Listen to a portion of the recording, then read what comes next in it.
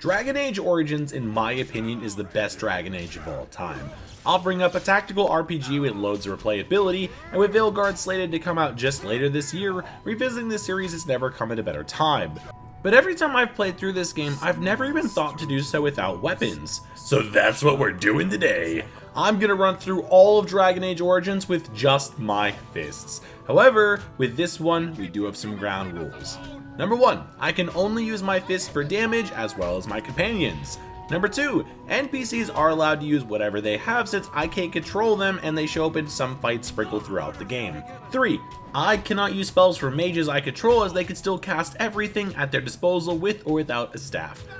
But buffs from the Bard subclass for Rogue, Rally from Champion, and any kind of stun that follows is legal. And for number 4, no glitches or exploits. Without further ado, let's see how a journey across Ferelden with only your fist goes for us. Like all great legends begin, we start by making our character, a male city elf rogue, or your regular homeless man. But what better character to take on the challenge of throwing hands with all of Ferelden than someone who isn't afraid to go knuckle deep in the pursuit of happiness? For our stats, I decided to throw everything into Cunning. Cunning will be super important for us, but more for a late game than anything, meaning I should have put them into Dexterity because without a good Dexterity, I'll never be able to hit anything. We're not even in the game yet and I'm already handicapping myself. Perfect. For my one free skill, I put it into Improved Coercion, thinking I'd be able to talk my way out of fights early on. And for talents, I got Dirty Fighting for free, which is honestly one of the best rogue abilities in my opinion, offering a free stun to virtually everything. I also grabbed Below the Belt for a debuff to speed and defense, and Stealth, because who wouldn't want to take the ability to just walk past fights? With our stats sorted, we open up to the tropical retreat of the slums. But where these elves might be alienated from society and have only one pair of clothes to last them the entire year, they make up for their lack of monetary wealth by being wealthy with E. coli. I mean, just look at them! Look at how happy they are! Bellies full of parasites and wet socks on their feet. What more could you ask for? But this story isn't about them, it's about us, the most handsome elf to ever be born under these yucky conditions. And speaking of being handsome, I'm getting married today. Things are already starting to look up for me. Dripping up for the occasion, I hit the streets to find my betrothed, but instead bumped into my cousin. He mentioned he was also getting married today too. Well, if it isn't my lucky cousin. Care to celebrate the end of our independence together? That's easy for you to say. Apparently your bride's a dream come true. Mine sounds like a dying mouse. Now teaming up with my cousin, I checked to see if he was packing, and then made our way into the middle of town where the rich humans were showing off how many outfit changes they could fit into one afternoon. Shiana here didn't care for their attire and proceeded to bottle anyone who dared to upstage her. But at least the noble looked amazing while being knocked out, and I mean, goddamn, look at that snap! On time and everything! The noble's homies carried him away and us elves went right back to planning weddings, because nothing ever bad happens when you assault a noble. Oh great, another human just rolled in, and now they have weapons. But apparently this was too much for the game to handle and we have now crashed. Damn it, Duncan, I'm blaming you directly for this one. Alright, let's try this again, shall we? Great, it's not just the noble changing out their clothes now. At least we were able to talk to Duncan this time. Duncan filled us in that a blight was on its way to end life as we know it, bringing with it monsters called the Darkspawn, and he was recruiting Grey Wardens to stop it. And after eyeing us up and down, I have a feeling he liked what he saw.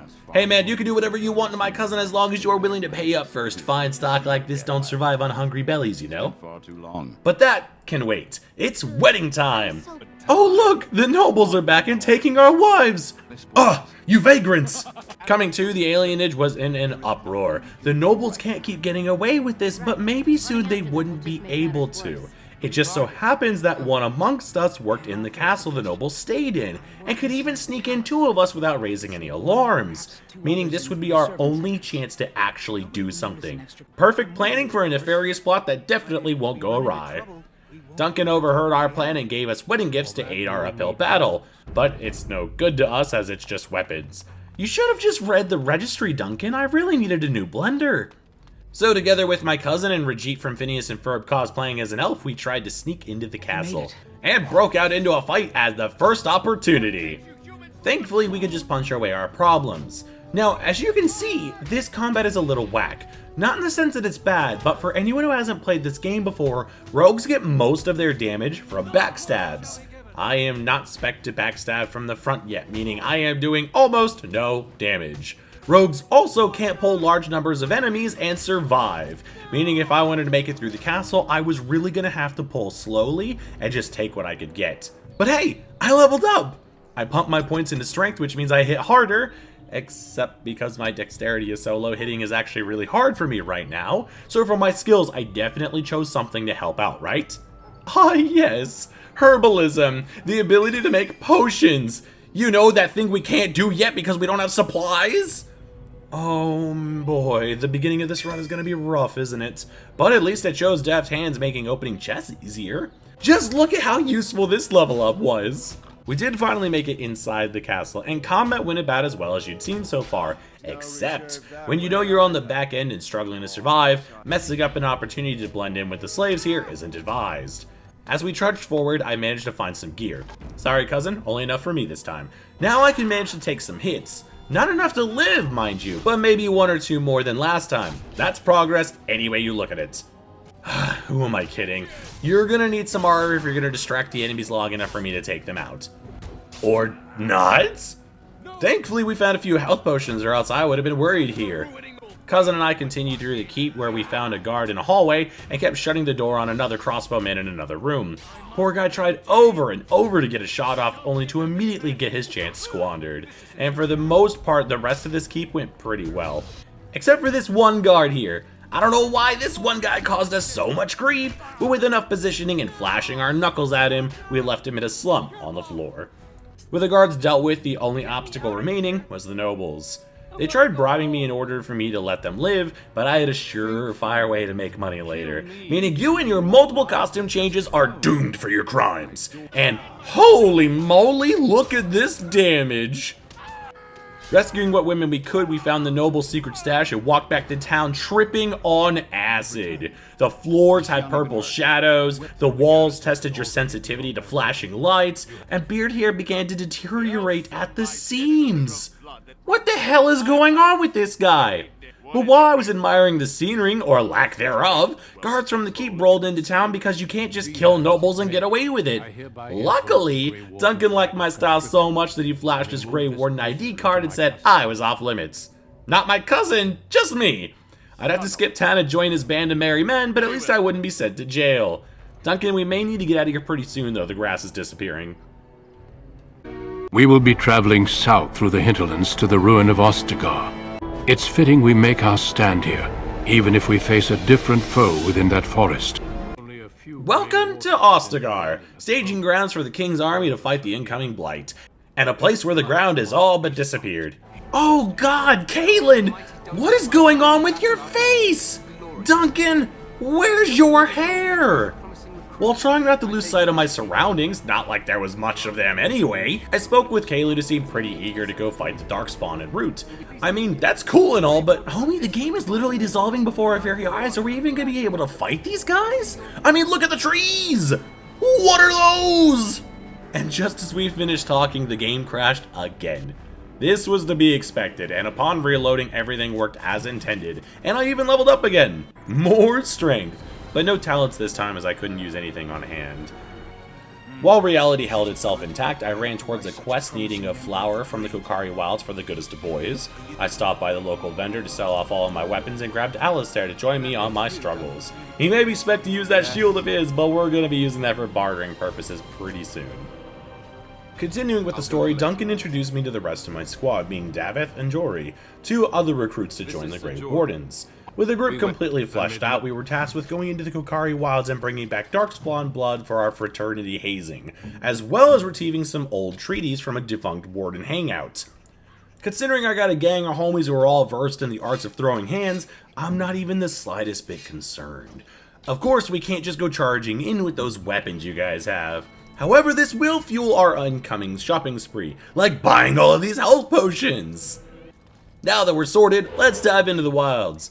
We immediately got attacked by wolves, but with 3 actually built people on my team, this proved to be the easiest fight of the run yet. Who is that? Grey Wardens?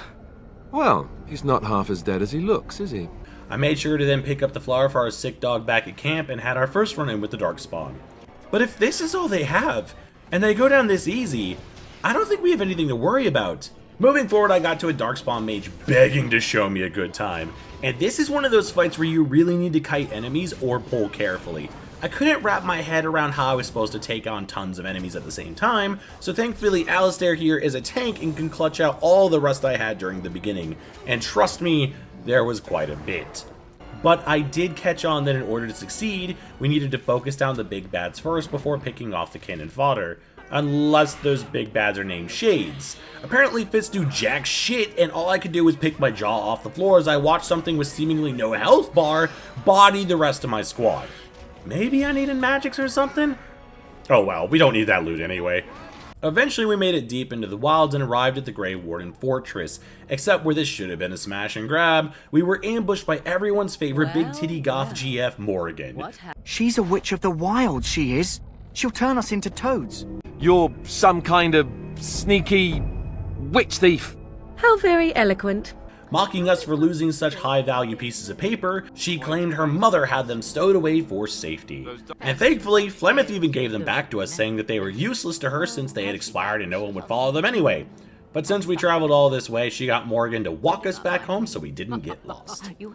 This allowed us to cure our puppy dog, meet back up with Duncan, hand over his documents, and drink the blood of the Darkspawn to celebrate the occasion. Davith here was the first to drink up but straight up died when he realized he'd have to stare at this face every time he slept. Jory was next but caused a party foul by drawing his blade on our host, getting himself shanked in the process with the least amount of care factor ever. So to keep the party alive and going, I drank the rest of the blood and had the craziest dream.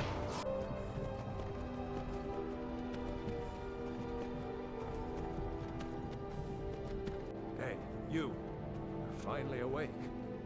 Hey look, we leveled up again! Meaning I bumped up every skill I could since I had leftover points. Now I went and met back up with Kaylin, who was discussing battle plans with the most evil-looking NPC this game has to offer. Trust me, we see all manners of bad guys through this run, and Logain here just exudes I'm a piece of shit vibes. With the battle about to commence, Alistair and I were tasked with lighting beacons to signal the other armies into joining the fray, which should have been an easy task, but seeing how Kaylin performs in battle, this was never going to be easy. The plan will work, Your Majesty. Of course it will. The blight ends here. Hounds!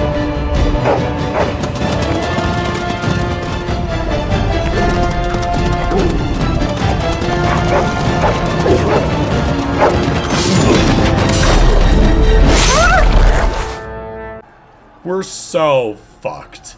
We moved towards the beacon that just so happened to be overrun with Darkspawn, and got given 2 new homies to aid us. Unfortunately, one of them was a mage. Mages can still cast spells even if you take away their staff, meaning I was going to be playing with 1 man down from here on out. Or 2 in some cases, as Alistair never wanted to join in on the shenanigans. But after sending the mage to go water some flowers or something, and Alistair finally helping out, it made some of these outer fights much more manageable. That is, unless it was an enemy with a yellow name. Yeah, these guys still practically soloed my entire party. However, even with some hiccups just getting inside, it seemed that as long as I could keep the knight and Alistair alive, between my stuns and their raw damage, we could slowly make our way through the courtyard. But inside was a gamble and a half. On one hand, I could stealth my way through to check out the opposition. However, even if the enemy can't see me, I'm still marked as in combat if I can see them. Meaning I could sneak all throughout this entire area and open chests, but I couldn't just leave until every enemy was dead. And since you can't save once you walk into combat, I was gonna have to do this all in one go. Alright mage, you're up, lure in the baddies for us. Thank God I brought all these potions, or this room would have ended the run. Alistair, even without weapons, can do okay damage for now, but using these potions now is only going to make the rest of the rooms harder. My goal at this point was to keep Alistair as healthy as possible since he seemed the most consistent at dealing damage. Everyone else was just extra. This was especially the case because every time a character gets knocked out, they receive an injury which brings a debuff, meaning that the longer this goes on, the worse off they'll be. With this in mind, that just meant the mage got sent in to draw attention and everyone else sorted out the problem. But this was just the first floor. The second floor went with the same tactics as the first, but I did end up running out of potions as Alistair had to practically fight off 2 encounters of Darkspawn by himself. So to throw us a bone, when we moved up into the 3rd floor, we had dogs we could release to help thin out the crowd. I hope the Mabari I saved in town is doing alright right now. With a couple more rooms worth clearing out and some health potions obtained, we headed into the final room to what was arguably the hardest roadblock of this entire game. An ogre isn't that big of a deal late game, but for this early on and with the restriction of not being able to use weapons, this was like fighting off your mom as she tried to beat you for not leaving chicken out to thaw after you got home from school. If I got grabbed, I was as good as gone. If I tried to save my brother, I got kicked in the head. If we tried to stand up and face her head on, she would send shockwaves through the ground. Homie, we were getting annihilated here. But what was the strat? I could stun the ogre with dirty fighting for a brief second, but the damage output we had was abysmal for this early on. I mean, the ogre is dishing out 40 to 50 damage, and we're doing a combined attack of 5. How do we pull this off? To take this ogre down, we had to bust out the most video gamey tactic known to mankind: running in circles.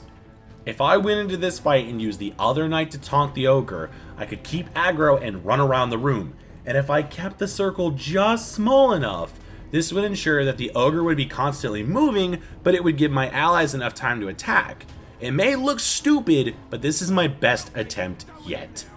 One thing I did have to keep in mind, however, was not to make the circle too small, as that would have my companions gang up on the ogre. This would cause it to attack them briefly before returning to me. We're so close. Just needing a bit more health to survive, I ran around the lower floors and thankfully found another potion, except I didn't even end up using it. And as a reward for running around for hours on end, being nearly 3.5 in total, I was rewarded to watching Alistair defy reality and plunge a non-existent sword into the ogre, defeating it once and for all. This allowed us to light the beacon and gave us front row seats to watch our inevitable victory against the Darkspawn. Oh no, is that Logain? Sound the retreat. Pull out! All of you, let's move!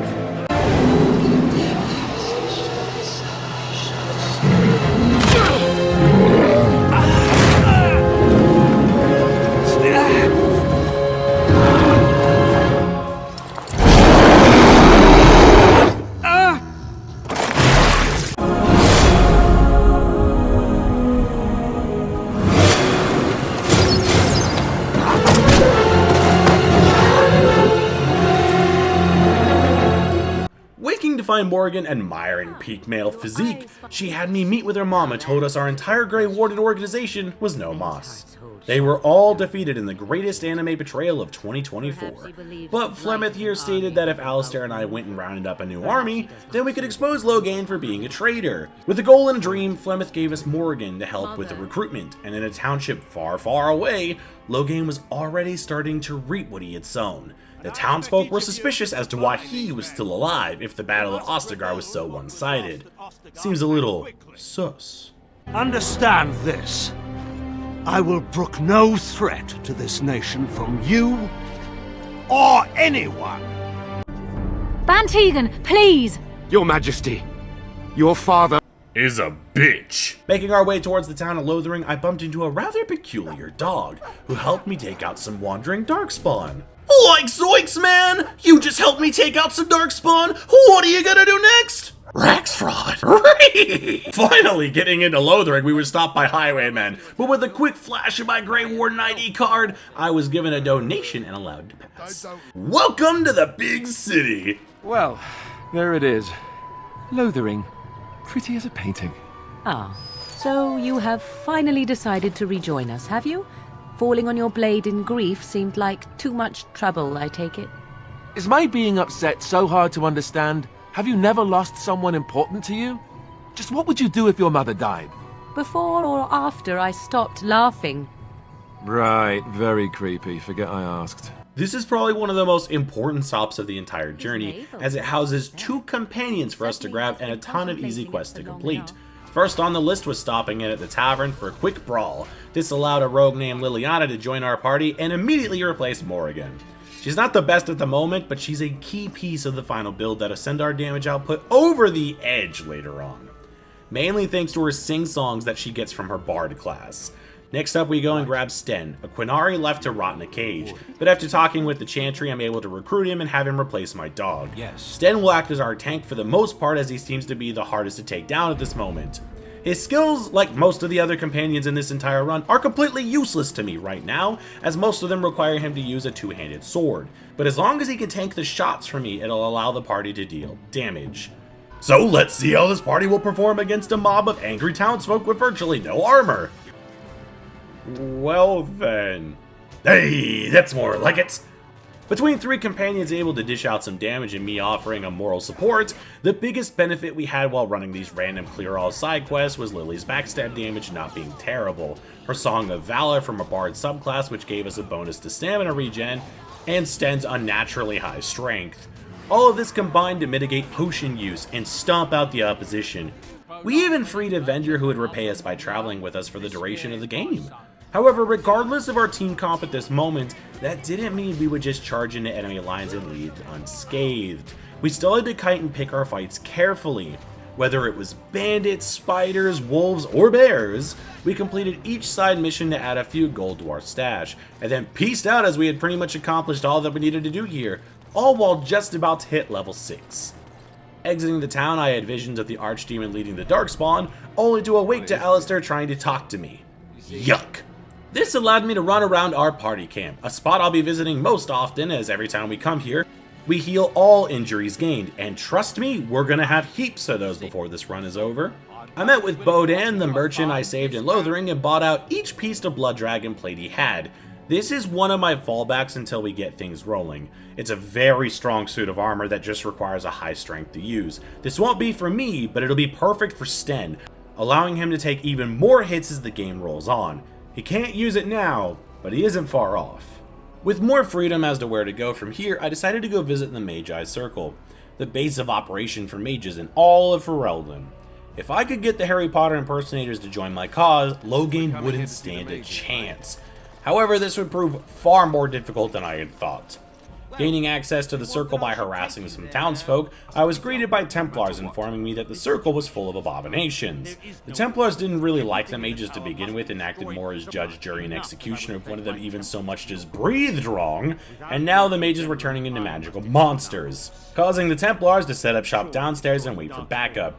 When I asked them to join my war against Logain instead of all these wannabe Hufflepuffs, they said there was no chance they could join me because they couldn't do anything without abandoning the tower. They didn't care about the mages dying inside, but the tower itself was of importance to them, meaning if I wanted their help, I'd have to go in and stop whatever was causing issues. Deus Vult, brother! Send me in. The tower was littered with Templar bodies, and soon we ran into survivors. Only issue is, these guys were from House Gryffindor, smug pick-me's that cared about friendship and helping their fellow wizard. And right on cue, Wynn here wanted me to save all of our mage homies in the tower by using magic. Because a fist-only run was apparently beneath her, meaning my only option was to play with a handicap or start slapping. Look, Wynn, you knew there was only one way this was ever gonna end. Just take your final moments like a champ and stop healing! With the rest of the tower open to us now, we found our first set of abominations, and seeing how easy it was for us to take it down, this gave me a false sense of confidence that this place was gonna be easy. Even to the point where we were fighting multiple abominations at the same time. The only enemy to give us grief was this discount Ragnaros. It was more than happy to fire off fireballs at danger close, and since the abominations and it were immune to fire damage, that just meant my squad got wiped faster than we could get a 40-man together for heroic on retail, meaning we were back to kiting with varied levels of survivability. Upon hitting level 7, I continued to put points into strength for heavier armor requirements, and that was it, as I still couldn't take any useful talents. There was little to report when it came to clearing out the tower, unless we ran into mages. Any kind of ranged unit absolutely destroyed my team, and if I did manage to break enemy lines, that meant a fireball would be sent to my postcode post-haste. When we weren't being burned alive, we passed by a room of shambling corpses. This is important for later, but for now, just look at how well we're dealing with them. And now here are those same enemies ripping us apart in an ambush while an arcane horror blasts us from afar. Yeah, there's quite a bit of running away going on off-screen. And when we do manage to corner the magic user alone, yep, you guessed it, fireball. For those of you who have played this game before, there are many tough encounters in this location for an early party. Like this room with a Desire Demon and 4 Templars! Yeah, I'm not winning this fight. There's also a room with a red named Abomination that unless you kite the enemy away, you will most certainly lose under the restrictions of this run. But by itself, that same Abomination is a breeze. Pushing through the mage rejects, we made it to an Abomination who actually conversed with us. Now, I don't know about you, but considering the rest of these walking placentas only meant to harm me, I was already on edge. So much so that I told the party to take a nap. There's no point in fighting while heapy. Ah, shit! It was all a trap. Welcome to the Fade. This is where we met Niall. Homie tells me that we're trapped here until I make my way to every single node of this place and rid them of whatever entity reigns supreme. This had me fighting baddies with infinite heals. Yeah, these Lyrian Veins full heal. I also learned how to transform into other forms, like a mouse who jumps into mouse holes to help with navigating, an arcane horror that could resist magic and throw hands at the same time. There was a literal Burning Man who was immune to fire and allowed me to move through previous obstacles. And last but not least, a stone golem form that came with a slam option that acted like a disrupt and could open up heavy metal doors. All of these forms allowed me to venture through boss rooms, and upon beating them off, they would allow me to head off the beaten path and rescue my companions who were completely absent during this entire section. With the homies reunited, we arrived at Sloth, the master of this domain. If we beat him, we could be free of this hell. And wow, was that easier said than done. Changing forms over the course of the fight from an ogre to a rage demon to an abomination to a shade and then to an arcane horror, it required me to make use of the many forms I had gathered up to this point. I had to either tank damage or draw aggro away from my companions, because even with 2 Lyrian Veins offer full heals every minute or so, keeping people alive felt way harder than it needed to be.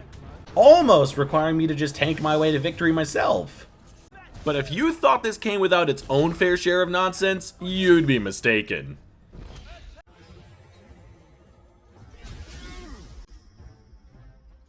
What do you mean you are dead?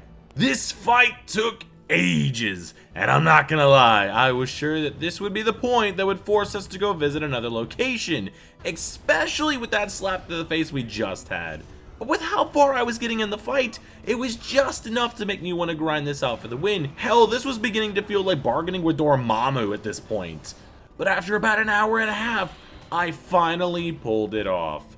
The strat, like most of the fights in this game, is to draw aggro and run in circles. Since my character was the weakest of the group, I needed to make use of the different fade forms I had, basically maining the Burning Man for the best punching damage. Sten and Alistair traded aggro depending on who needed to heal, and I actually made it to the final part of the fight with almost a full team.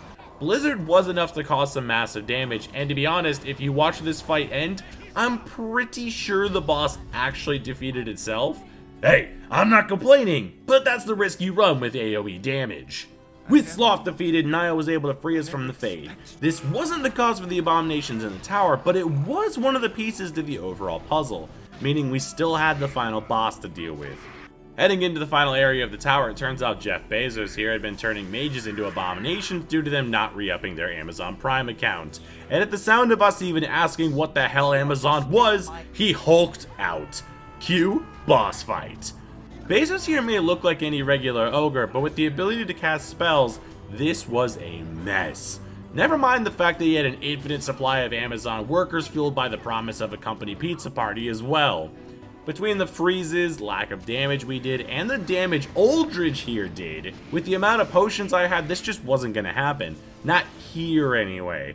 Which is kinda crazy because the Circle of Magi is actually regarded as one of the easier starting locations, meaning I was gonna need to venture off and find greener pastures. Resetting a bit and losing about 4 hours of progress, how about we try Redcliffe Village?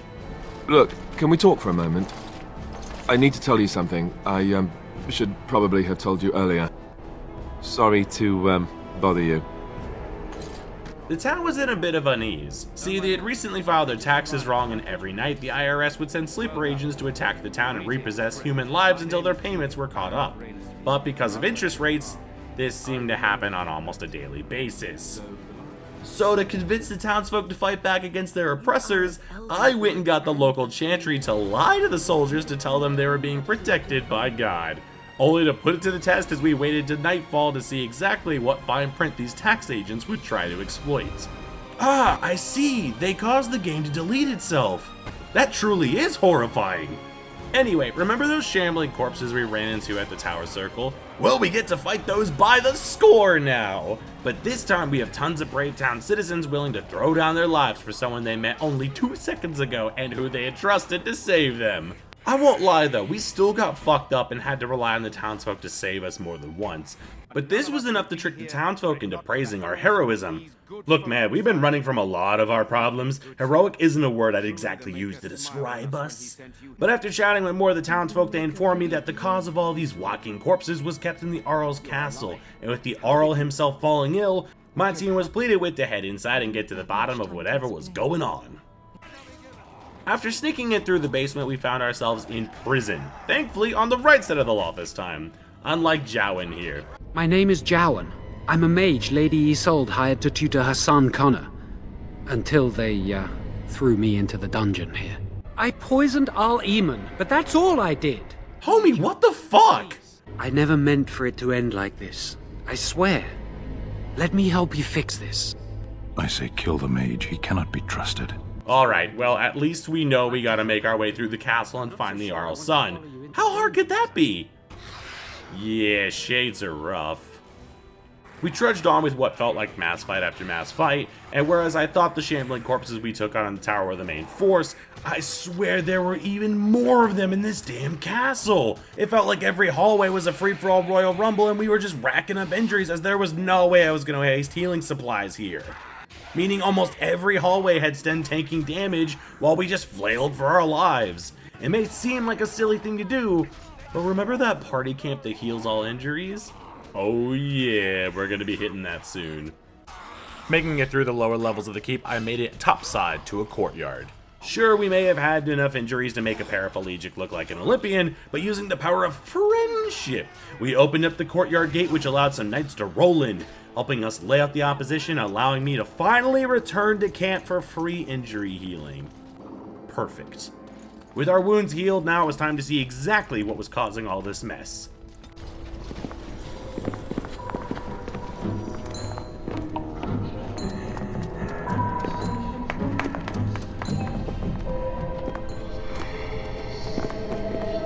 What is it, Mother? I can't see it well enough. This is an elf, Connor. You've seen elves before. We have them here in the castle. Oh, I remember. I had their ears cut off and fed to the dogs. Yeah, I don't think gentle parenting is gonna work out this time. Isolde here tried to plead with us, but even the game had heard enough of her bullshit. Upon reloading, Connor took the stage admitting that we had been sabotaging his fun by killing off the undead ravers in the castle. So to spice things up, he sent possessed humans to fight us instead. Now, it may not look like much, but this fight is a necessity for what comes next. See this blue NPC helping us out? Yeah, we need him to survive this onslaught for another fight. With the impromptu dance troupe dispatched, Jowan meets back up with us from jail and claims he can reverse this, or at least try to. There's a ritual we can perform where we sacrifice Connor's mom in order to send in Morgan into the Fade and go toe-to-toe with the demon possessing the kid. But I didn't come this far to let some mage steal my thunder. Say, this wouldn't be one of those rooms where all the suits comes to life, would it? Oh no. Yeah, this room was a hard brick wall. I couldn't stealth my way through, and with all 6 of the armor suits casting Rally, which greatly increased their defenses, dealing damage to them was nigh impossible for my team. Plus the damage they dished out turbo melted my party. How about we try that mage ritual after all? How bad could it be? I notice you do not ask me first. No matter, I will go, as I am your willing slave. Grabbing Morgan for a free blood infusion and 1 dead mother, she went into the Fade to solo the Desire Demon controlling Connor. Except, I don't know what I was expecting, but watching a mage reduced to fisticuffs box a demon that borderlines on age restriction really took its toll. This was one of those fights where I couldn't look away for fear of Morgan getting hit too many times in quick succession, but I also watched my entire stock of potions get poured straight down the drain. To no one's surprise, Morgan caught those hands and died in front of the demon waifu. So we sent her straight back in with stronger armor to hopefully tank some hits, but still, our handicap mage was no match for this demon, and this only meant if I was going to pass this fight, I was going to need even more healing. Just remember that if you borrow clothes from someone, make sure to give them back before the next combat encounter. To secure some healing, I ventured out to the circle tower once more and visited the quartermaster. Hopefully now I'd be able to outlive this demon's bitch slaps. And although it didn't happen on the first attempt back, the second attempt had me use almost all of my healing to finally beat the demon, only to head into phase 2 where it summoned more allies. God damn it! Morgan, why can't you do anything useful? So what do we do to proceed here? Well, you remember the NPC that helped us in the room just before? Well, if he survives that previous fight, I could use the tried and true tactic of aggroing every suit of armor and running a train around this room. This would give my allies enough chances to attack, but it would also allow the rally buffs to wear off. I told you this tactic was going to get used a lot. I do want to point out that everyone else in this room didn't care one bit a night conga line was going on around them. Feel free to join in at any time! Surprisingly, we only lost one ally in the Great Ballroom Conga of 24, but with that room free of armored suits, it meant we could finally head topside and search for Connor. The rest of the top floor had us clearing room by room of undead until we made it to the boss fight with Connor. The Desire Demon took over, and for the most part, our damage wasn't terrible. I just had to keep an eye on health in case the demon used Winter's Grasp to not only stun, but do massive damage. In between damage phases, she would summon adds, but since she didn't fight us during those intervals, taking out the adds wasn't too bad. That is until we got to the rage demons. Their passive fire damage and ability to cast fireballs were too much for my party to handle in most cases. Alright then, it only made sense to go grab some health potions before trying this fight again. If I headed to the Bercilian Forest, I could stop off at Ferelden here. He stocks an unlimited amount of elf root, which is used to make healing potions. So with 1 rank in herbalism, I could use 1 elf root and 1 flask to make the smallest kind of health potion, which healed for about 50 HP. It may not sound like a lot, but for the moment that's quite a bit.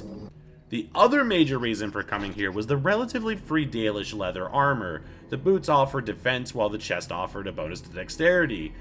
With new gear and healing supplies, surely this fight would be a breeze now. Come on, hit her, hit her! I will not fail! Oh my god, are you joking me?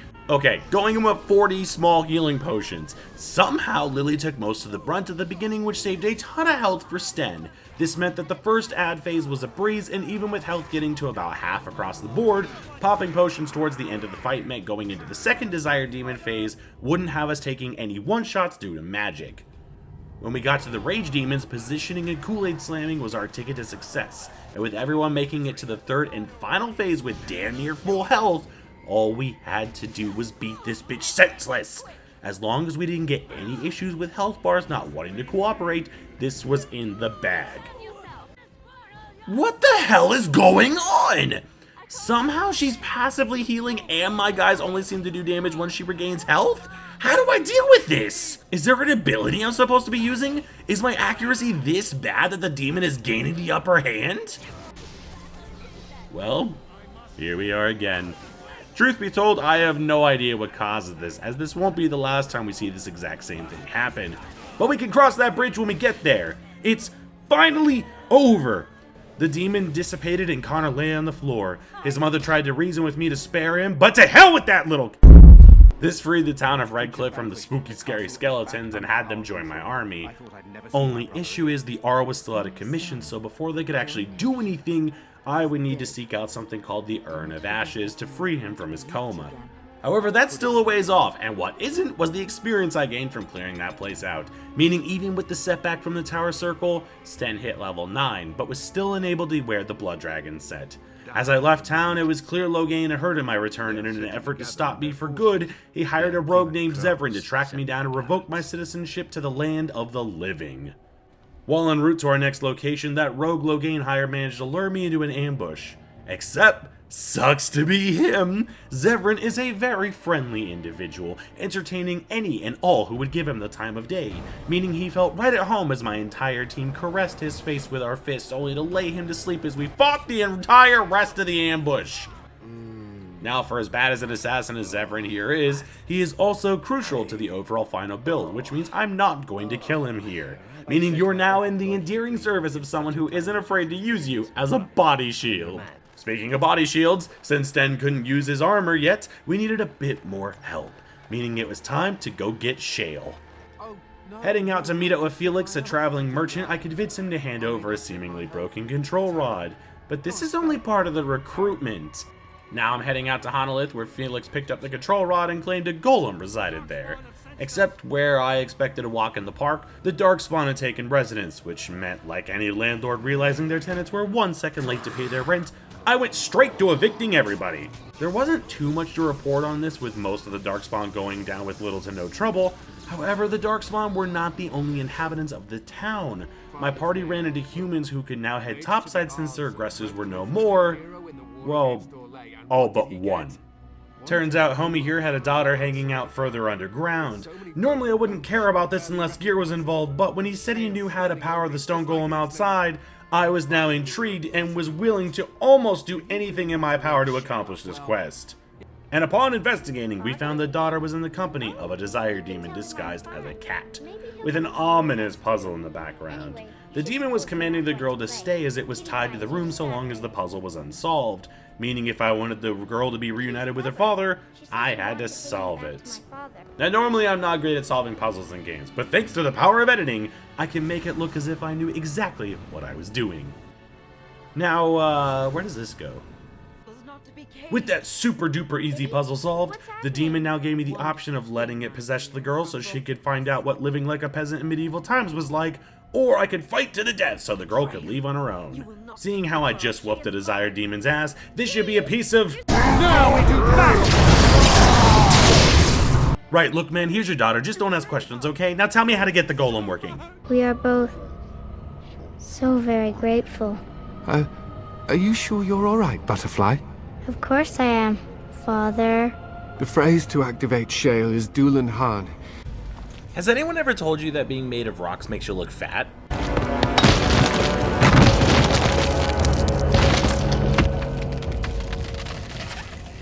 Typical. Fuck out of here, Alistair. We got someone far more useful now. Introducing Shale, the stone golem who doesn't need weapons to beat down the opposition. And since she only had 2 gear slots, equipping her with armor could never be easier. With Shale rescued, I hit level 9 and could now take some rogue passives to finally get some damage happening. Like lethality, which uses my cunning to add damage onto critical attacks. Like backstabs. With the party complete, we can make our way out to another location to recruit more allies and hopefully without too much hassle.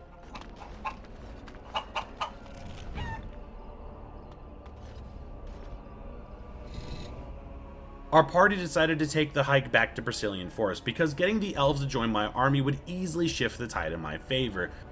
But like with Redcliffe and pretty much every place I go to during this playthrough, things operate on the exchange system. Zathrian here spoke about how a furry convention came into town and had overstayed its welcome, and to make matters worse, the furries here have been killing off any elves that wouldn't convert to their way of life, meaning we were tasked with heading into the forest where the convention was located and hunting down the leader. Before I went, I grabbed every side quest available and then skipped into the woods while wondering just how furries handled fisticuffs. Not well for them, but great for us. Since the werewolves in the forest didn't wear armor, they crumbled under our might. But the trees seemed very unhappy at my presence here, almost like they knew of an inevitable outcome that was highly preventable. I don't know what that means for me, but here I go slapping again. After slapping more tail, I got ambushed by a werewolf named Swift Runner. He tells me that the elves were actually the ones causing the issue here, but before he could fill me in on why, someone blew his dog whistle and off he went. Well, at least he told me someone named Witherfang would have all the details. Let's go find them! Continuing through to smash the local populace, we even ran into rogue darkspawn here, as well as the occasional ogre. But where the ogre back in Ostagar gave me such a hard time, not only had my party gotten stronger, but using abilities like Zevran's Mark of Death made this once seemingly impossible foe laughably easy. Hell, we were stomping out so much wildlife here, we even started fighting the very trees in the forest! Although the trees seemed to be so tanky that trying to fight more than one of them at a time was out of reach. Not the worst thing ever, but I never thought I'd be saying that I got my cheeks clapped by trees. Wait, here's a Grand Oak that I can talk to. Maybe he knows what's up? I have but one desire, to solve a matter very dire. As I slept one early morn, a thief did come. Ah, he does. Not only did he know about Witherfang and Swiftrunner being the leaders of the convention, but he also knew that I would never get inside to meet with him without proper clearance. Grand Oak here could help me with getting inside, but first I had to find his nuts. A hermit that now resides in the forest stole Grand Oak's nut, and if I wanted into FurryCon, I was gonna need to get it back. But before continuing, euthanizing werewolves and other creatures of the woods is hard work, so a nap was required. Ah, right. Don't sleep at other camps. Noted. Since sleeping was off limits, I made my way back to town and turned in some quests. One that even gave Sten some new drip. Returning to the forest, we came across the hermit who harbored Grand Oak's nut, and man, this guy was insane. Were you the thief that came in the middle of the night? Mayhap I did, and mayhap I didn't. Have you come to claim it back? Oh, what fun. First off, he knew that the Grand Oak had sent me, and to counteroffer, he spoke of another way to get inside the convention. All I had to do was go cut down Grand Oak for him. Well, Mr. Hermit, considering Grand Oak asked first, and you harbor a very nice piece of gear, I think I'll... Right. Grand Oak the Menace must be destroyed for not sharing more of his nuts with the poor homeless folk. To be honest, this fight was surprisingly super easy. Far more easy than fighting that hermit. As long as you take down the trees surrounding his area and then use the tried and true kite method, this allows the rogues instead to commit acts of deforestation and please the hermit. So, how's he gonna help us, you may ask? By making us fursuits. I'm not even joking with this one. We're using wolf pelts to sneak in. Looks like Swiftrunner isn't too pleased at being outclassed by pups. Now arriving at the convention itself, this is where a massive grind happened. Fighting in this area wasn't hard when it was reserved for smaller enemies, but why the hell is there a dragon in here? I started by using Sten to run circles and had Shale set to Stoneheart mode to draw aggro when needed, but this dragon hit so hard that I was practically drinking a potion with every step I took. This paired with wing buffets to send me and the other party members flying, stuns to freeze, and a flame breath for massive damage, this seemingly odd addition to the ruins here had me practically foaming at the mouth when it started to defy its demise. Only for Shale to do what she did best and give the dragon that black arrow treatment. Lake Town sends its regards. And if that wasn't bad enough, then I encountered the event DJ. I couldn't seem to attack it as it would just teleport to another pedestal, and trying to hide from its terrible music choices only had more minions jump in to pump up the crowd. Nowhere was safe! That is, unless you just put in your earplugs and run straight for the exit. Maybe Mr. DJ there should have thought about mobility instead of spectacle. Now it's time for the main event. And look, Sten finally leveled up enough to show up for the occasion. This is Witherfang. Disregarding her lack of a furry suit, she was the one in charge. When I mentioned to her that some elves wanted her and her homies to vacate due to the smell and noise complaints, she filled in the missing details. Zathrian, the head elf in charge, was a furry in college. But due to being mocked and ridiculed when he wore his fursuit to his diploma acceptance, he swore a hatred on his once beloved community. Aiming to seem normal and be liked by the masses, Zathrian continually organized these events so that others could make fun of them the way he was made fun of all those years ago. Witherfang said she didn't even want revenge, only peace and the ability to pursue her lifestyle without interruption, which, yeah, makes sense to me. It's time we go have a little chat with... Holy smokes, dude! Were you following us the whole time? Anyway, it doesn't really matter. I need you to talk to the naked lady downstairs and make peace or whatever it is required for you to make up.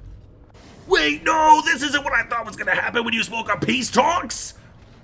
Zathrian may be an old elf, but damn, he got hands. My only chance was to somehow lure him away from all the other chaos in the room and focus him down. Which, while taking a couple of tries, was fairly simple when Zevran and I used our stuns one after another. Zathrian caught the ass-whooping of the century and now seeing the error of his ways through a bloody nose, rejoined his furry clan. Well, not quite. The others decided it wasn't even worth it to be associated with the likes of him, so they gave it up and went back to their day-to-day lives. But for as weird as this entire arc had been, I did get the elves to agree to answer my call for war, so the way I see it, that's a mission accomplished. Alright, with 2 out of the 4 armies willing to aid me against Loghain, I think it's safe to say we could take a load off and chill in camp for a bit. And what better way to do that than to buy everyone presents?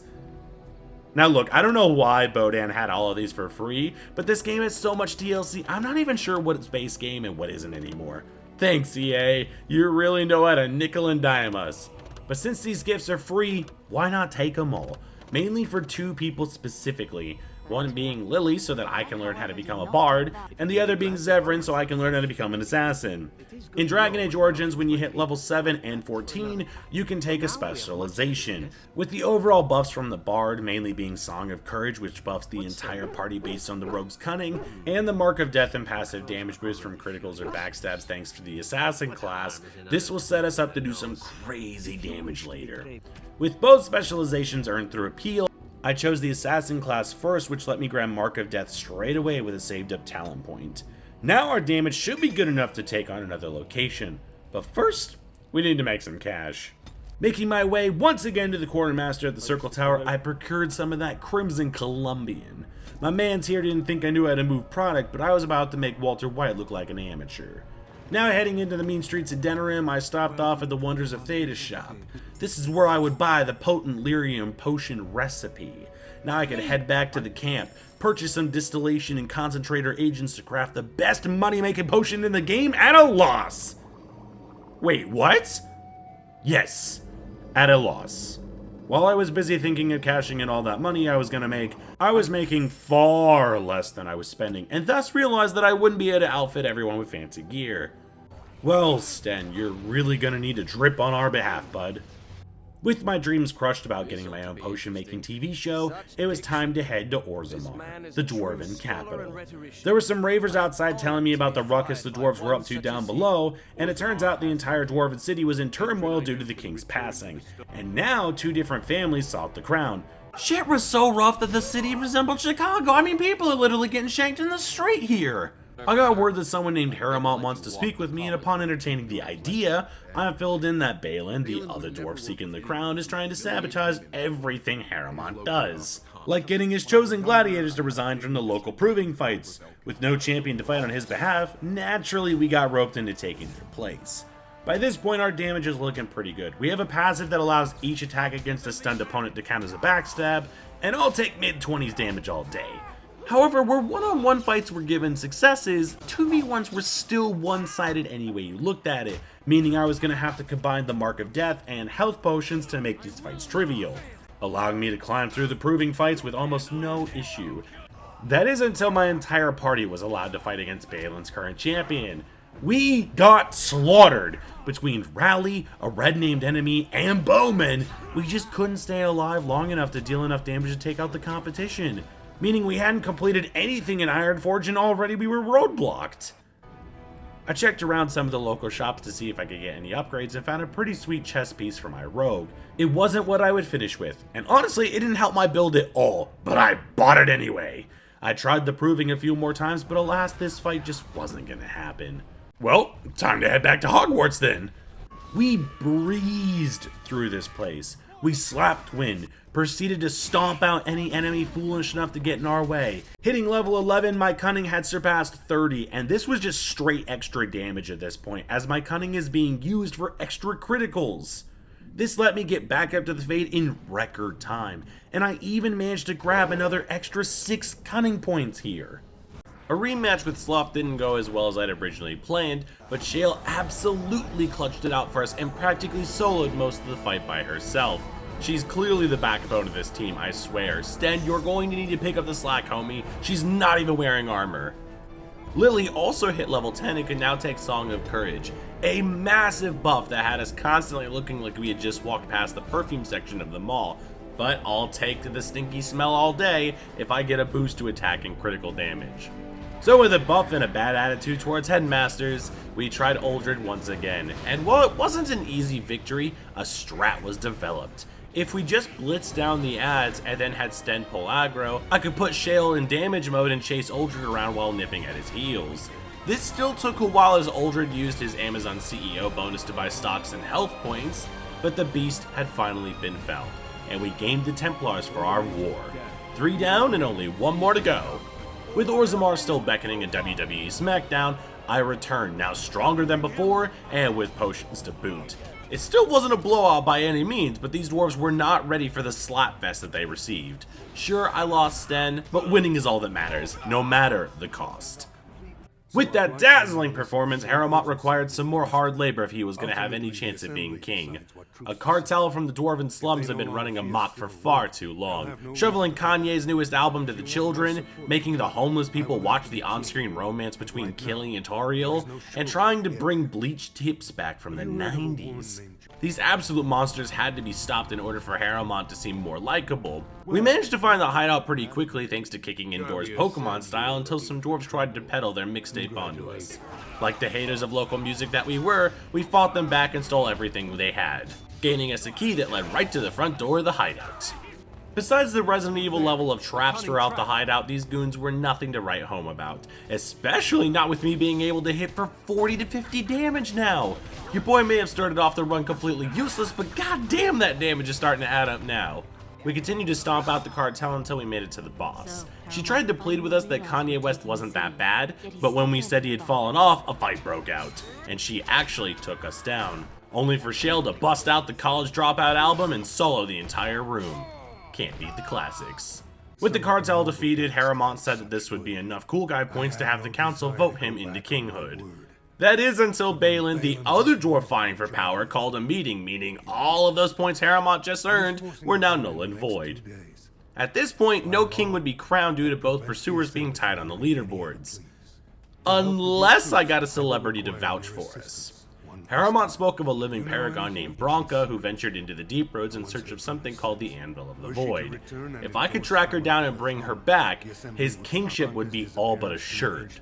Before we took off, I got jumped by a homeless drunk and warned that Darkspawn had flooded the deep roads, meaning if Bronca was still alive, we'd have to carve a path to her. Well, we ain't getting any younger. Bring out the Darkspawn. Hitting level 13, my cunning was looking beefy, and all of this was aiding to my massive backstab damage. Same with Sten, just look at those muscles! No useful skills beyond taunt, but he's trying. Moving into the deep roads, this place was crawling with enemies. For the most part, the Darkspawn down here went down without too many issues. The power of the fist were just too much for them to handle. That is until we met emissaries. These bastards were mixed in with melee forces, but since they were elites, they didn't go down quick, which gave the archers and other units plenty of time to gang up on us. And when we weren't being killed by Darkspawn, we were stumbling across revenants. Yeah, nah, this isn't gonna happen. So we went back to combing through tunnels and kiting out fights with more enemies than I thought we'd encounter. It didn't make sense to just run straight in and waste potions, especially since I didn't know when I'd be allowed to leave this place. But continuing forward, I came across spiders attacking Darkspawn, and I was immediately terrified. Look at those constant stuns! How are you supposed to do anything? And they're taking down ogres? Maybe I should just let them take out the— oh, nope, we are fighting them now. After surviving Australia, I arrived in the new Londo ruins. The ghost dwarves were nothing to worry about, but their golems! Oh yeah, their golems required focusing down. Why is this important, you may ask? It's because there's a demon I can resurrect and get 25 gold off here, and they say grave robbing doesn't pay. But for as much money as I had, it wasn't going to be enough to pay for my hospital bill. Just look at these injuries! And if you think this is bad, it's about to get a whole lot worse. Returning to the outback, we crossed into more spider territory, and worse yet, the queen had already called the council on me.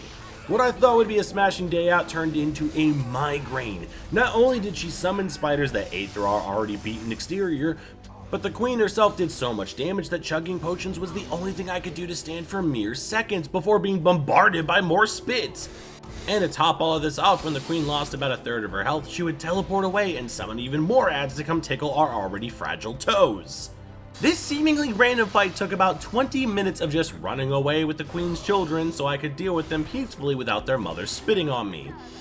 This all sounded good in theory, but soon I was left with only Shale to deal with the queen. Shale has proven time and time again that rock beats organics every day of the week, and I cannot thank her enough. A literal run saver. Shortly after, I hit level 14, and this is where the build finally took off. At 14, I could take my second specialization, this time being Bard.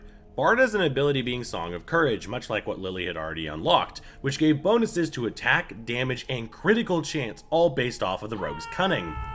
And to make things even better, this stacked with Lily's already active song, meaning the party had one hell of a boost to damage, and even with us getting knocked around, maybe this would be just enough to give us a fighting chance. It did! Sometimes.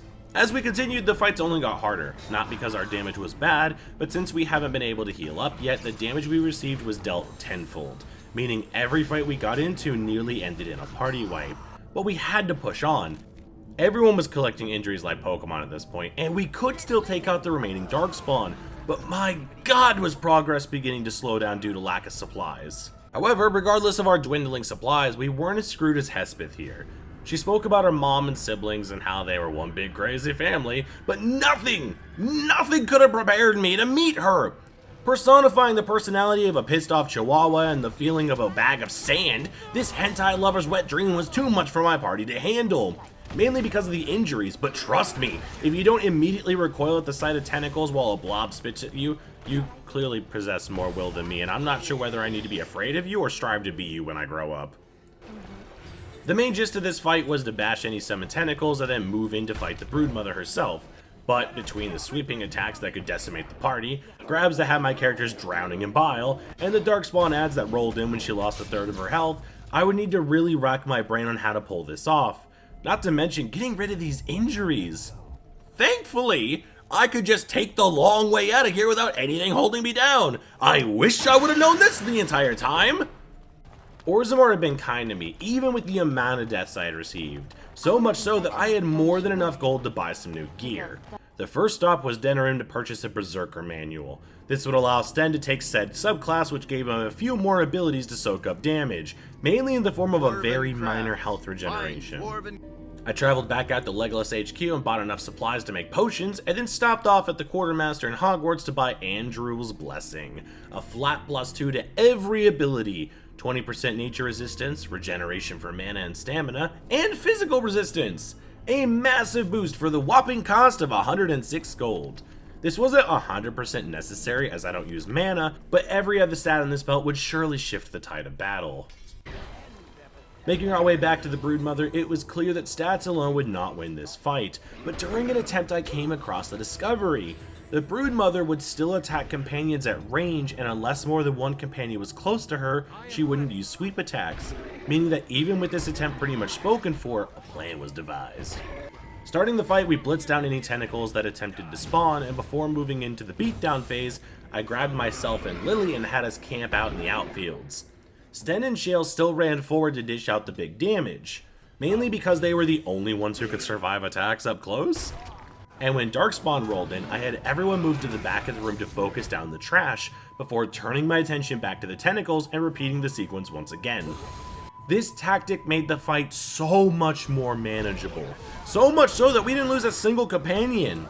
Ah, look! Hespith is here, putting on her best Golem impersonation. But if I thought this fight was hard, this was nothing in comparison to what came next. Walking down the hallway, I got a prompt that forced me to use Oghren. Being forced to use companions is never fun, and this really disrupted the flow of the party as Oghren provided nothing to the composition. And soon, I'd find out why. The Paragon we had been searching for was now in front of us. She spoke about how she was so close to the Anvil of the Void, but couldn't quite get there due to the Darkspawn in the way. To which this meant I was now fighting the Darkspawn to get there first.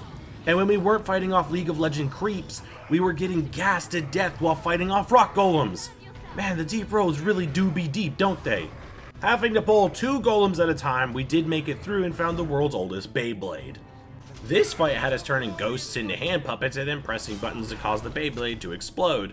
But you know, I just thought about it. How is it that our fists are doing damage to ghosts? You know what? Scratch that. I don't want to take away the only good thing going for me right now. With Beyblades, gas chambers, and Darkspawn sorted, we arrived at the Anvil of the Void. A golem named Ferelden spoke to us and claimed he made the anvil to originally help the dwarves against previous Darkspawn invasions, but with the cost of dwarf lives needed to keep it powered, he took it out of commission. Hence why the Paragon was searching for it. When I claimed I needed it to get the dwarves back on my side, he asked that I reconsider and destroy the anvil instead. Shale was even on board with destroying the anvil as Ferelden remembered her from her previous life of being a dwarf. And what better way to make an entrance than right after a moral choice than Branka herself storming in. On one hand, I figured the anvil could be used to fight the Darkspawn, so originally I chose to do that. However, Shale rebelled against us, and now trying to fight off an army of rock monsters with 2 handicaps meant this was never going to happen. So I backpedaled and picked the morally correct choice of destroying the anvil. But this also issued a fight, this one with the Paragon herself. Branka's fight had her and 3 golems to deal with. I was given 2 ally golems, but they went down fairly quickly. I tried my best to focus on the larger golems by dishing out bag shots, but with no one to draw aggro, this wasn't going to work. This took a while to get down, but the strat was to dish out as much damage as possible to her supporting golems, and then trying to keep her stunned while the entire party focused her down, meaning health potions for everyone during these harsh times. Branka, when she got low on health, would summon copies of herself. Thankfully, if we just kept focusing down the one we were already attacking, the copies almost posed no threat. Seeing that her shadow clones did nothing, Branka tried to cause a cave-in which did a bit of damage, but the holy red liquid kept us on our feet long enough to bring her down. Speaking with Ferelden again, I told him about my trouble with the dwarves, but homie said he had me. He could craft me a crown to give to whoever I saw fit.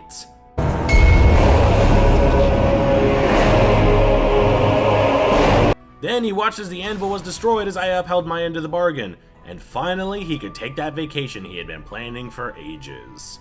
With the crown intact, we strolled right back in the Dwarf Parliament and announced Harrimont as king, to which Balin threw a tantrum and attacked us.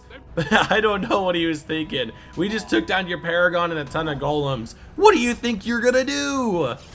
With the dwarves now agreeing to join my war, I decided to grab the key to the city before I left. And how could I not? Another flat +2 to all skills? Yes, please. With all 4 armies sorted, the only thing left to do was wake the Arl from his coma, which meant hitting the streets of Denerim again to visit Genetivi's house. A man known for researching the Urn of Andraste, with healing properties able to cure anything. Only problem was the assistant had been killed. So to figure out where to go, I got this loser to mark my map and then cut him up for the inconvenience of making me fight him. Knowing that I would be heading to Haven, which is full of enemies, and that the end of the game can be quite difficult, I decided to pick up some mercenary work in town. Meeting with Master Ignacio, he gave me a few missions scattered around the world that had me taking out Quinari, Dwarven officials, and back alley thugs. All of this for this massive increase to damage in the form of the Red Jenny Seekers. Whereas some throwaway gloves I had been using were offering an extra 5% backstab damage, with all of the buffs and damage increases, this was putting me on par with a casual weapon run at this point. And with that out of the way, we'd go to Haven and figure out exactly where this urn was. We do not appreciate lowlanders looking about our home. Haven was the picturesque, we are definitely hiding something town. The guards didn't want me snooping around, and the shopkeeper straight up fought me. This caused the town folk to throw off their disguise and assume their final form as cultists. They had removed all of the inhabitants of Haven and set up a base camp so they could track down the Urn of Ashes themselves. And after carving through them like hot butter, we stumbled across Genetivi himself. He had been kidnapped so the cultists could learn more about the urn, but he let on that brute strength wasn't enough to win and that the cultists weren't seen as worthy enough to receive the urn. But if we tried, surely we would be granted access. Agreeing to let him come with us, he took us to the ruins where the urn could be found, and this kicked off another giant dungeon crawl. Considering I was hitting backstabs for anywhere between 75 to 90 damage, the cultists in the area didn't pose too much of a threat as long as we kited out groups and rushed down range enemies. As always though, there's exceptions. Pushing too far saw us getting sandwiched between mages and a horde of melee units, wraiths paired with reavers that ripped us to shreds, and massive rooms full of ravers, mages, and dragons of all things. Each of these fights on their own weren't so bad, but again, patience is key when you can't use weapons. Something interesting that I passed by was a mage guarding a clutch of dragon eggs. The mage was nothing too difficult, but the dragonlings were keen to protect their young. I could funnel the larger drakes one at a time in order to deal with them, earning me some drake scales that would ultimately prove pointless for the rest of the run. We fought more drakes, but again, the backstab damage we just out was absolutely ripping these wannabe Deathclaws apart. And before too long, I was now face to face with the cultist leader. He wanted me to corrupt the ashes for him since he wasn't worthy enough to see them himself, but if you're not worthy, then why are you still breathing? Alright, I can see that you too can do large amounts of damage. For as confident as I was, this took 5 tries. Take out the mages and then spin to win.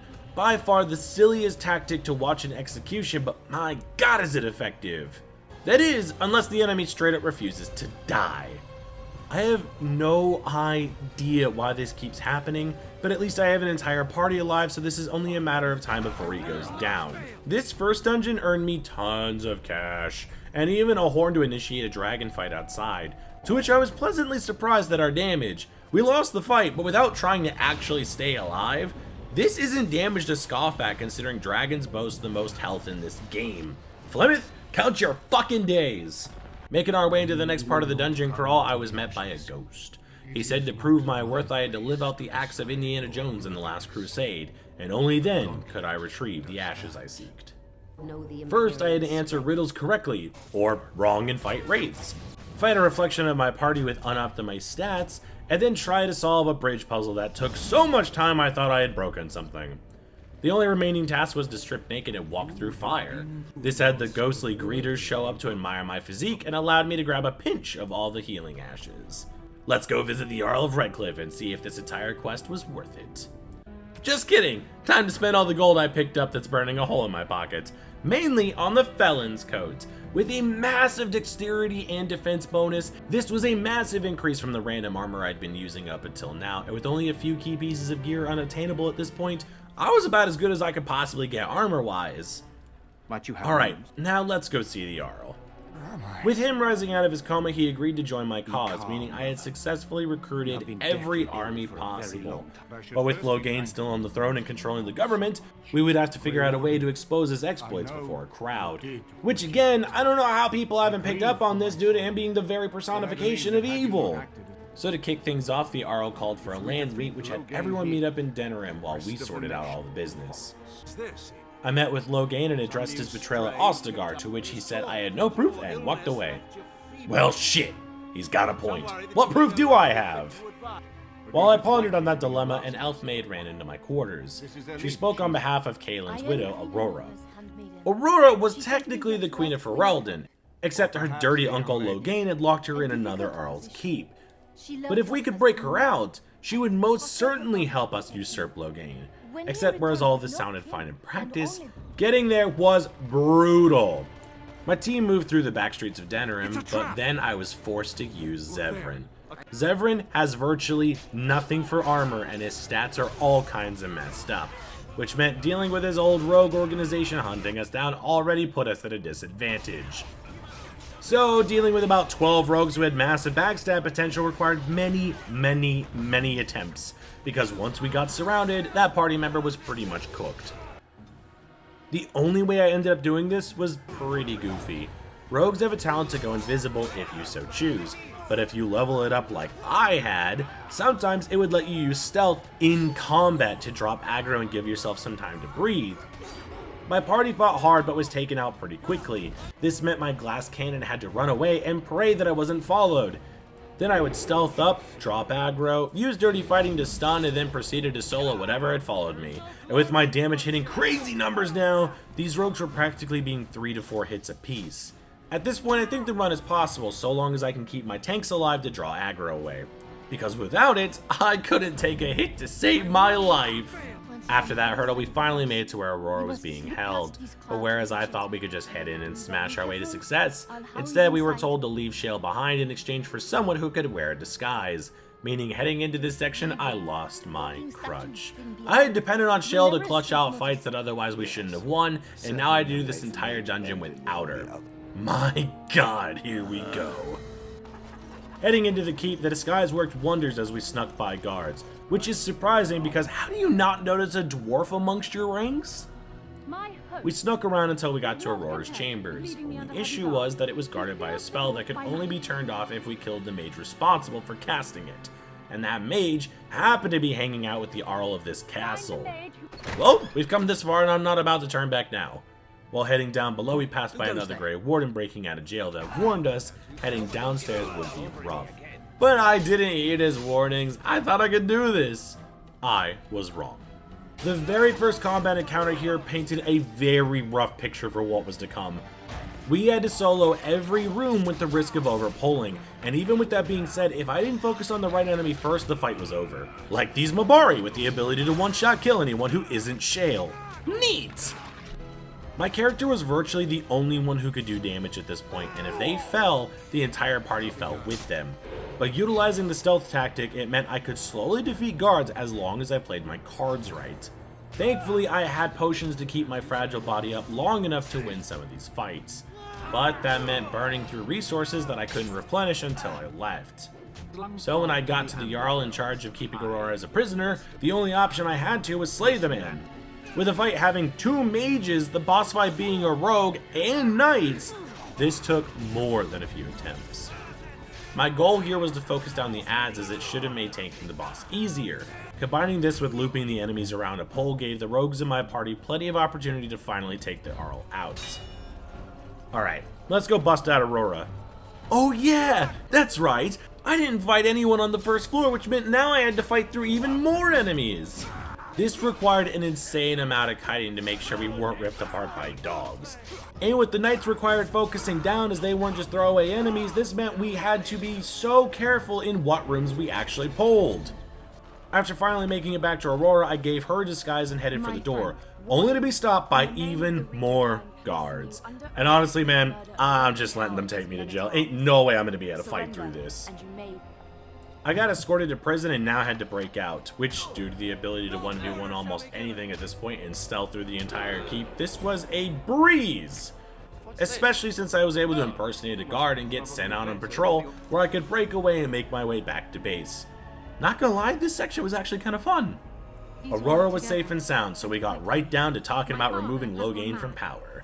Since she was still queen, she said she could use that as leverage, but without a husband, her claim would be pushed to the side.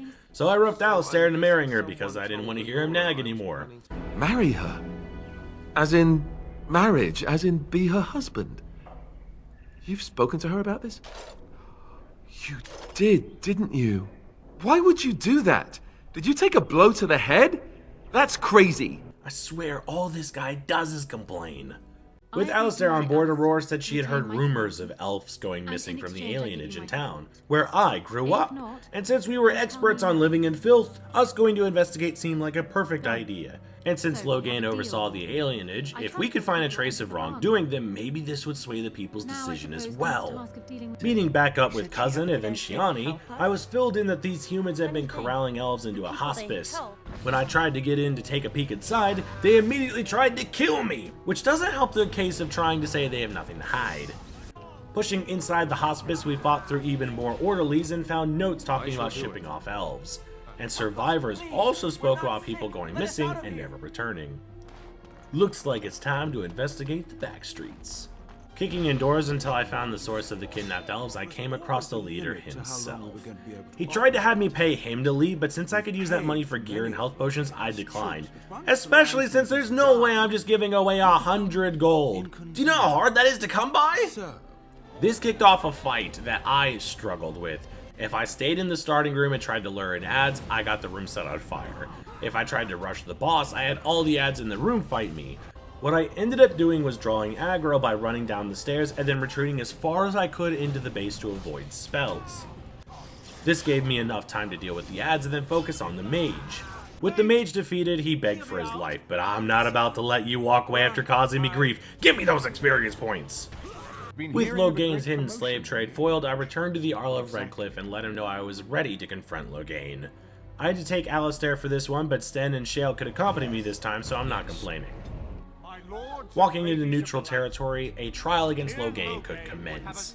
He talked a lot for being a traitorous coward, but when I presented details on his treason and the slave trade, he threw a tantrum and a royal rumble broke out.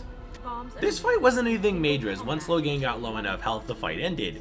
But then he complained about how the trial was rigged against him, so we agreed to a 1v1 trial by combat. Which should have been easy. I'm a rogue that specializes in this. How did I go from this to this? Alright, fine. No styling, just results. Alistair, make yourself useful and show them what we do to traitors. And you got it all over Aurora! Nice!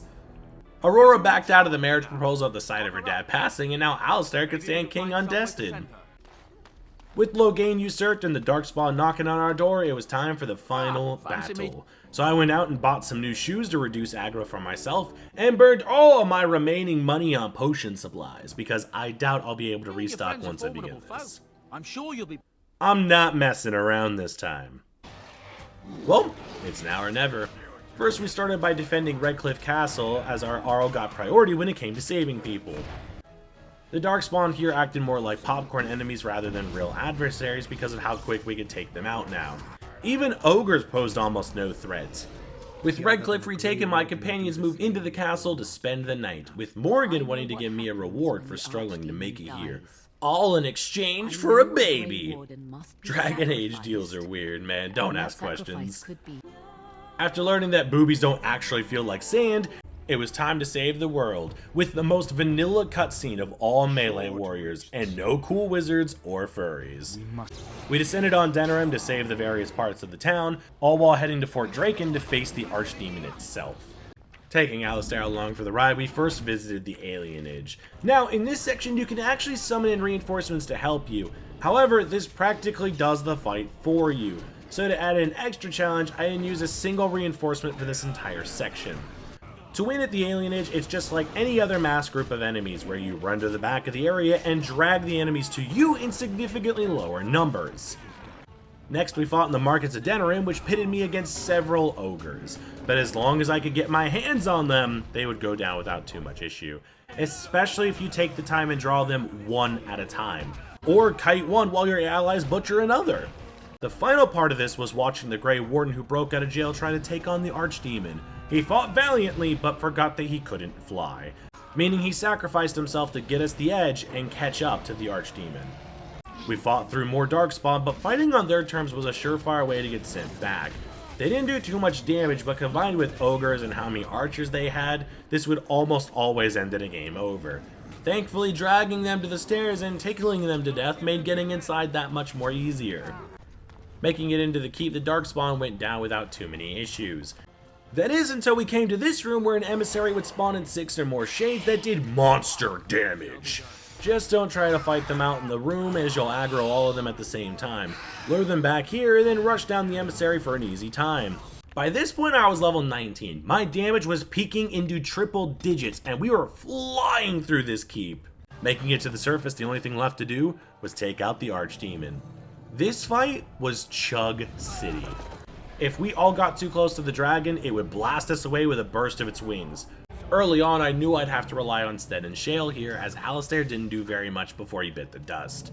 Shale acted as the optimal tank while being able to soak up any breath attacks, while Sten just did damage with the ability to soak up a significant amount before healing. The fight played out as this. First we got a damage phase, and then when the dragon got low enough, it would relocate and summon in Darkspawn. The goal here would be to make sure we were out of line of sight to avoid breath attacks while being able to deal with the Darkspawn. Sometimes additional NPCs would spawn in to help us, but they acted more as distractions than any kind of helpful commodity. But while I finally got the gist of the fight, the game crashed during the middle of it, so I had to start again. The beginning went a lot smoother, as I made sure that everyone who got hit immediately drank a health potion, even if that meant stopping time mid-air to queue up the action. We lost Sten pretty early on, but since we had the Archdemon at half health, I decided to just go for it. I couldn't see how much damage each hit was doing due to the colossal size of this fucker's hitbox, but considering this bastard moved around heaps, I'd like to think we were doing enough damage. The Darkspawn went down with hardly any issue, with the only scare factor being the globs of juice that kept getting spat at us. Unfortunately, due to this positioning, we had to just wait out this section as there was no path to the dragon, which just meant a lot of running around and trying to bait it to move. Another phase of Darkspawn arrived, so I'd imagine we maybe just did too much damage on the first phase, but again, nothing to be too concerned about. Finally, the Archdemon decided to come play with us again. I let my party attack however they wanted because I was too busy swapping back and forth to make sure that everyone kept their health topped up. Moving into the last phase, Darkspawn arrived while we were neck deep in dragon guts, so I tackled the ads while Shade and Alistair tanked the dragon. At this point, almost every attack was enough to force a heal, and with a lot of these sweeps or roars disabling movement, some of these heals were very close to not working. The Archdemon was so close to death. We just had to hold on a little bit more. But then disaster struck. My character died, leaving Alistair and Shale left. And then the dreaded mist streak began. This could only mean that the dragon's health bar was empty, but for whatever reason, we just could not land a hit. Potion chugging became these two's lifestyle, as without it, I'm not sure they would have survived. It got to the point where I was stressing. Potions have cooldowns on them that prevent you from spamming them, and since every hit did enough to warrant one, it just got to the point where I had Shale and Alistair running on different sides of the arena so they had enough time to heal. But I'm glad I did this, as Shale was able to deal the final blow. Our main lad Handsome rose back from the grave and decided to throw rules out the window. Grabbing a two-handed sword, he charged into danger and struck down the Archdemon to end the blight and save Ferelden, all while only using his fists. Outside of cutscenes, of course. Dragon Age Origins is and will always be my favorite Dragon Age. We'll see how Veilguard holds up to that, but for now, my opinion holds strong. Parts of this run felt like an absolute breeze, being most of the mid-game mobs, but the beginning of the run and pretty much any boss we came to proved tactics and health potions go a long way. I think arguably the hardest boss was the first ogre in Ostagar. With no real way to help yourself, you just have to make miracles happen under the hardest of situations. While the easiest section would be the end, save for the Archdemon, as by that point we were so strong that normal mobs just couldn't stand up to us. I'm sorry for this one being so long, but if you enjoyed it, let me know in the comments what you thought. I don't see too many other Dragon Age videos, so if this one does well, I'll try to make another one before Veilguard drops. Before we go, I want to give a massive shout out to the patrons over on Patreon and to the channel members. Your support means so much to me, and I cannot thank you enough. I want to thank you, the viewer, for watching up to this point, and I hope you have an amazing day like you deserve. As always, I've been Chris from Crisis Gaming, and I will see you on the next one.